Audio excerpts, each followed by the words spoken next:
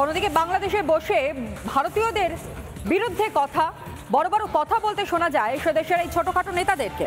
ভারতীয়দের মেরে তাড়িয়ে দেওয়ার ফাঁকা আওয়াজ। রিপাবলিক বাংলার প্রশ্নে মুখ বন্ধ বাংলাদেশের গণ অধিকার পরিষদের যুগ্ম সচিব মোহাম্মদ তারেক রহমানের। রিপাবলিকের সিনিয়র এডিটরের সামনে একেবারে মিনমিন করতে শোনা গিয়েছে তাকে। মিনমিন করলেন তারেক রহমান। একের পর এক প্রশ্নের জবাব দিতে না পেরে শুধুই হাসলেন, বোকার মতন হাসলেন ইউনুসপন্থী এই যুব নেতা। কোনো যুক্তি তার কাছে ছিল না, অথচ বাংলাদেশে বসে বড় বড় কথা বলতে শোনা গিয়েছিল তাকে। একটার পর একটা সেই বক্তব্য, যেই বক্তব্য খালি ফাঁকা বুলি হিসাবেই থেকে গিয়েছে, সেগুলো আপনাদের সামনে রাখি, শুনুন। মাঝে মাঝে বলি না ২৬ লাখ ভারতীয়, এগুলো কোথায়? গতদিন স্বরাষ্ট্র দপ্তর থেকে বলা হয়েছে ১০ লাখ বিদেশি বাংলাদেশে অবৈধভাবে কাজ করে। এটা কি আমেরিকানরা অবৈধভাবে কাজ করে? রাশিয়ানরা কাজ করে? কারা কাজ করে? ভারতীয়রা কাজ করে।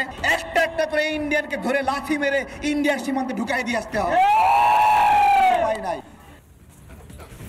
খুব বড় বড় কথা বলছিলেন, ফাঁকা আওয়াজ দিচ্ছিলেন এই তারেক রহমান। কিন্তু যখন বারংবার তাকে প্রশ্ন করা হয় তখন কার্যত রিপাবলিকের মুখোমুখি হয়ে মিনমিন করতে শোনা যায় তাকে। ময়ূকের একটার পর একটা প্রশ্নবান এবং সেই প্রশ্নবানে কার্যত জর্জরিত হয়ে শুধুমাত্র বোকা আস্ফালন, বোকা হাসি তার মুখে দেখা গিয়েছে। একবার সেই ছবিগুলো, সেই বক্তব্যগুলো আপনাদের সামনে শুনুন। আপনাদের কোন পাকা ধানে মই দিয়েছে ভারতীয়রা স্বাধীন করে? হাসছেন আপনি, হাসছেন কেন? লজ্জা লাগছে? আপনি শেষ করলে আমি শুরু করবো আর কি। না, আমি জিজ্ঞেস করছি ভারতীয়দের কেন আপনি এরম ভাবে এত রেগে আছেন? জি, এই যে দেখেন, আমরা বাংলাদেশ নামে একটা রাষ্ট্র, আপনারা আমাদেরকে নিয়ে এত সংবাদ করছেন, এত ঘাটাঘাটি করছেন, এটা আমাদের জন্য, আমাদের জাতিসত্তা, আমাদের সার্বভৌমত্ব, এগুলোর জন্য বিব্রতকর। আমি শুনতে পেলাম না তারেক ভাই, আমি শুনতে পেলাম না কি বললেন। এটা আপনাদের জন্য থ্রেট? জি, থ্রেট। ময়ূক রঞ্জন ঘোষ যদি ৮ কোটি মানুষের জন্য থ্রেট হয়ে যায়, এর থেকে বড় কমেডি হতে পারে না। কমেডি মনে করি। হ্যাঁ, কি মনে করে?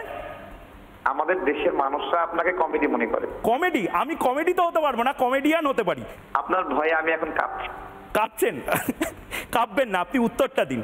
ভারতের থেকে সবচেয়ে বেশি আপনারা ইম্পোর্ট করেন, আজকেও আলু, চাল, এই সমস্ত কিছু ইম্পোর্ট করছেন। তারপরে ভারতকে আপনারা এরমভাবে গালমন্দ করছেন, বলছেন যে লাঠি মেরে দেবো, এই মেরে দেবো, ওই মেরে দেবো। আপনি কি ফুটবলার নাকি? মারাদোনা, পেলে, মেসি, কে আপনি?